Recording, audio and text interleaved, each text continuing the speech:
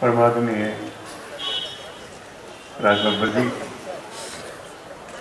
जो हम सब कांग्रेस जन के प्रदेश के सेनापति हैं, आदरणीय के राजू साहब, राष्ट्रीय अध्यक्ष अनुसूचित जाति आयोग, अनुसूचित विभाग, बिजलाल खाबड़ी जी, भगवती चौधरी जी, जिनके कुशल नेतृत्व में शिक्षा सुरक्षा स्वाभिमान यात्रा का संचालन हुआ, और परमादरणीय प्रमोद तिवारी जी, जिनका हमेशा मार्गदर्शन मिलता रहता है और ख़ास तौर से दलित समाज के लिए हमेशा संघर्षरत रहते हैं। मुझे याद है संत रविदास जी के जन्मदिन को छुट्टी उत्तर प्रदेश में घोषणा नहीं हो रही थी। यही ऐसे हमारे नेता हैं जिन्होंने असेंबली में ये मुद्दा उठाया। मायावती जी मुख्यमंत्री थी, उन्होंने कहा, स्वीकार किया कि हमसे चूक हुई है, और प्रमोद तिवारी जी जो बात मुद्दा उठा रहे हैं वो अपनी जगह सही है, और संत श्रोमणी गुरु रविदास जी का जन्मदिन की घोषणा हुई। ऐसे शख्स भी हमारे बीच में हैं और उनका मार्गदर्शन हमको प्राप्त हुआ। आदरणीय रामकृष्ण द्विवेदी जी, आदरणीय सतदेव त्रिपाठी जी, आदरणीय राज बहादुर जी, बलदेव चौधरी जी, बंशी सिंह पहाड़िया जी, और तमाम हमारे वरिष्ठ नेतागण यहाँ मौजूद हैं। उत्तर प्रदेश के कोने कोने से जेडी सीलन साहब, हमारे साथी, सहयोगी, मित्र, और ऑल इंडिया कांग्रेस कमेटी की तरफ से एक विशेष भूमिका के रूप में, पर्यवेक्षक के रूप में आज इस कार्यक्रम में मौजूद हैं, और चुनाव तक ये हम लोगों के बीच में कभी कहीं दिखाई देते रहेंगे। मैं उनका भी बहुत आभारी हूँ कि इस कार्यक्रम में आप सम्मिलित हुए। डॉक्टर संतोष सिंह जी, तमाम हमारे गणमान्य महानुभाव यहाँ मौजूद हैं। आज शिक्षा सुरक्षा स्वाभिमान यात्रा का समापन है।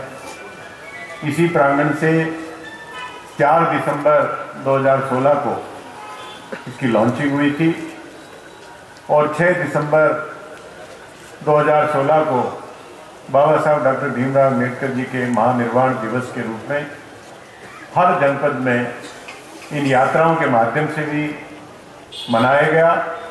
बाबा साहब को याद किया गया, उनके बताए हुए रास्ते पर चलने का सबने संकल्प लिया, और ये यात्रा 66 जनपदों में 85 विधानसभाओं में इन्होंने यात्राएं की, और लगभग 3.5 लाख किलोमीटर लंबी यात्राएं, इन सभी 130 यात्राएं थी जगह जगह पर, हर जनपद में 66 जनपदों में इनकी यात्रा कवर की, और बहुत ही शानदार, बहुत सफल इसका संचालन हुआ, कामयाबी मिली।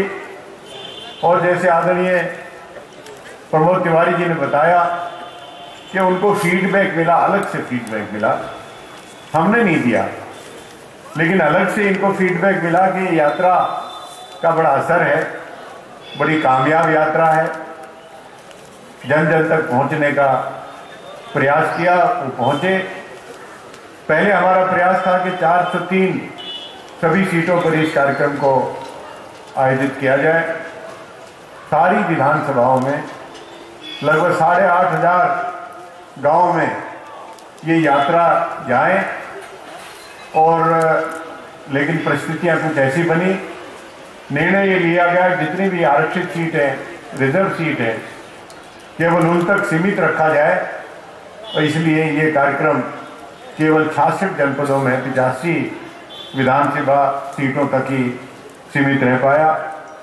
आदरणीय भगवती चौधरी जी ने बहुत विस्तार से बताया इसका उद्देश्य, और ये भी बताया है कि किस प्रकार अगर कांग्रेस मजबूत होगी तो दलितों को आगे बढ़ने का अवसर मिलेगा, और किस तरह से दलित समाज में जागृति आएगी, आगे बढ़ेंगे तो कांग्रेस पार्टी मजबूत होगी। दोनों एक दूसरे के पूरक हैं और इस बात को स्वीकार करते हुए हमको आगे बढ़ना चाहिए। ये कार्यक्रम प्रारंभ करने से पहले काफ़ी एक्सरसाइज हुई, गांव का चयन हुआ, फिर टीमें सबसे ज़्यादा सीतापुर हरदोई में टीमें, क्योंकि गांव भी सबसे ज़्यादा थे, दलित बाहुल्य गांव सबसे ज़्यादा थे, वहाँ पर टीमों का चयन हुआ। वहाँ गांव में कोई व्यक्ति होना चाहिए जिसको होस्ट, जिससे कहा गया कि जब टीम पहुँचेगी उससे पहले तैयारी करके रखेगा, संदेश देके रखेंगे, लोगों को बुलाने का, पहचान कराने का, ये होस्ट का आइडेंटिफिकेशन वो भी हुआ, टीमों का चयन हुआ।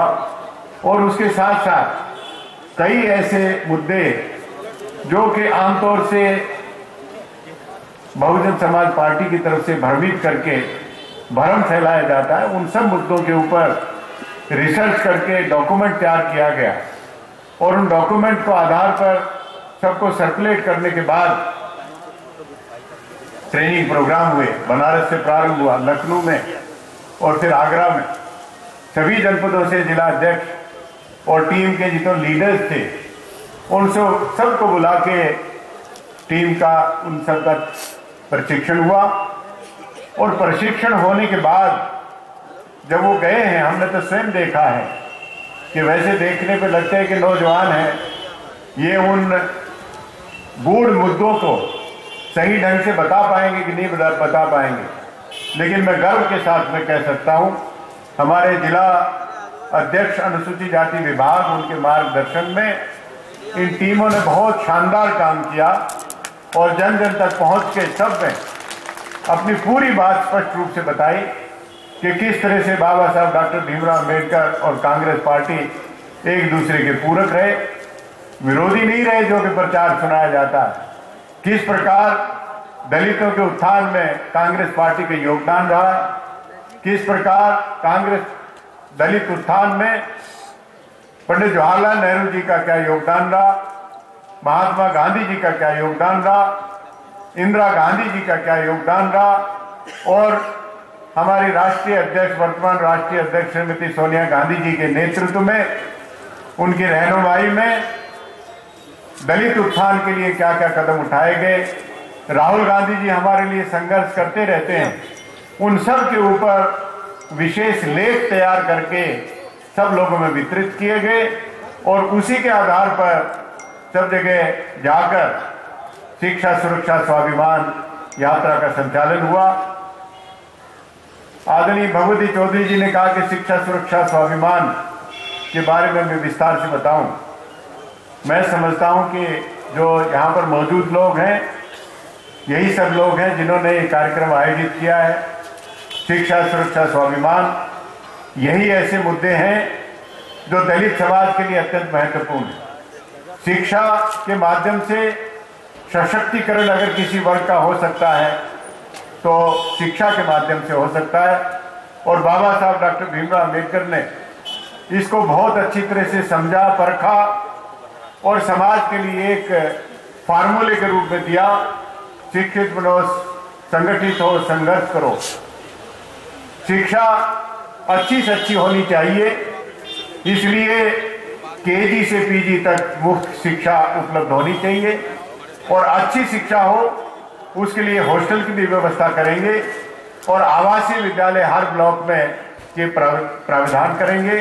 सरकार आते ही सुरक्षा के मामले में रिपोर्टें दर्ज नहीं होती हैं, थानों में उपेक्षा होती है, उत्पीड़न होता है, यहाँ तक कि पुलिस के द्वारा भी उत्पीड़न किया जाता है।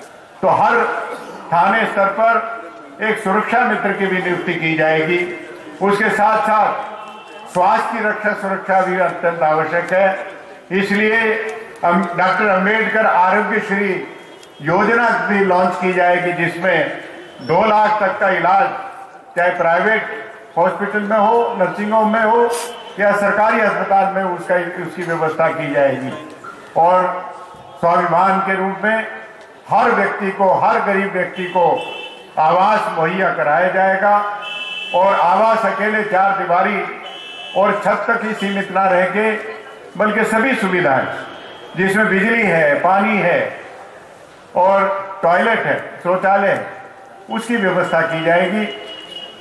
3 लाख तक का स्वरोजगार प्राप्त करने के लिए बैंकों से 3 लाख तक का ऋण उपलब्ध कराया जाएगा बगैर गारंटी के।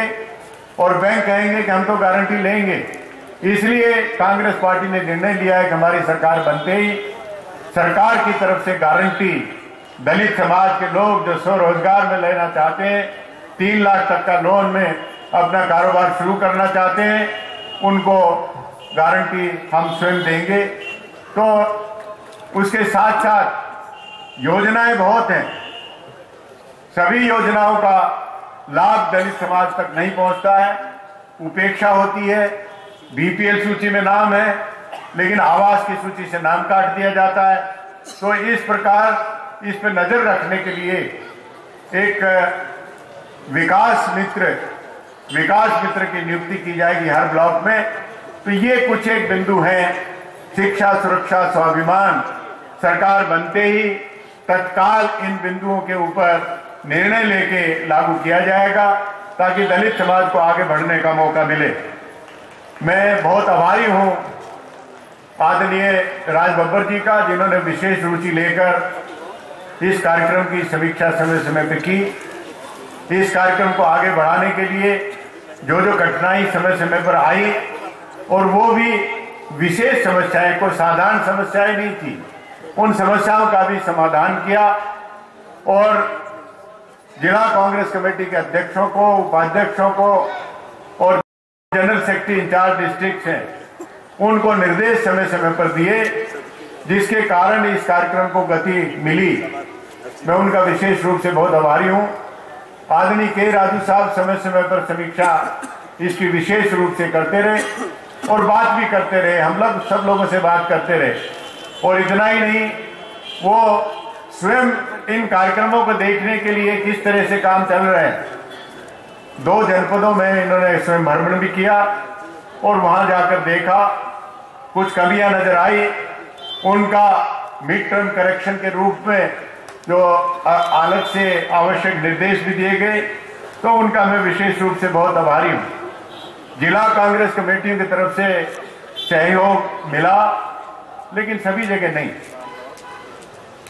जिला कांग्रेस कमेटी और मुख्य संगठन को ये तो एहसास किया जाना चाहिए कि जो भी विभाग या फ्रंटल ऑर्गेनाइजेशन की तरफ से जो भी कार्रवाई होती है, जो कार्यक्रम चलाए जाते हैं, उसे ताकत तो मुख्य संगठन को मिलेगी। अगर टिकट वितरण होता है तो कोई अनुसूचित जाति विभाग या पिछड़ा वर्ग या अल्पसंख्यक की तरफ से नहीं बढ़ती, बल्कि मुख्य संगठन की तरफ से ही। तो जितने भी संगठन बनाए गए हैं, विभाग हैं, फ्रंटल ऑर्गेनाइजेशन हैं, उनका मुख्य उद्देश्य मुख्य संगठन को मजबूत करना है। तो ये अवश्य सब जगह होना चाहिए कि किसी भी जनपद में किसी भी विभाग का फ्रंटल ऑर्गेनाइजेशन का कार्यक्रम चलता है, उस कार्यक्रम में पूरा सहयोग होना चाहिए। बहुत सी जगह में गया, जिला कांग्रेस कमेटी के अध्यक्षों के द्वारा जो पर्याप्त सहयोग जो होना चाहिए वो नहीं। मैं अपने लोगों से भी ये निवेदन करना चाहूंगा।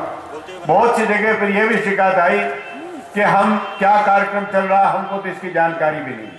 तो हमें भी अपना वो भावना छोड़ के एक बराबर का अपना स्तर को मानते हुए जिला कांग्रेस कमेटी के अध्यक्ष को सूचना कम से कम ये देनी चाहिए कि किस गांव में इस कार्यक्रम को संचालित किया जाएगा। और उसके बाद अगर वो नहीं आते हैं तब उसका शिकायत का आधार बनता है। अगर हम कार्यक्रम की सूचना ही नहीं देंगे और फिर उसमें आप आक्षेप लगाएंगे तो मैं समझता हूं कि किसी तरह से ये सही नहीं है। जो सूचना आप लोगों के पास है, जो जगह जगह गांव-गांव जाकर आपने सब चीजों को एक्सप्लेन किया है कि कांग्रेस पार्टी बाबा साहब डॉक्टर भीमराव अंबेडकर जी का आगमन यहाँ पर राष्ट्रीय स्तर पर राष्ट्रीय आंदोलन के रूप में, दलित उत्थान के रूप में जो प्रारंभ हुआ, उससे पहले से कांग्रेस पार्टी दलित समाज के लिए चिंता करती थी, सोचती थी। 2017 के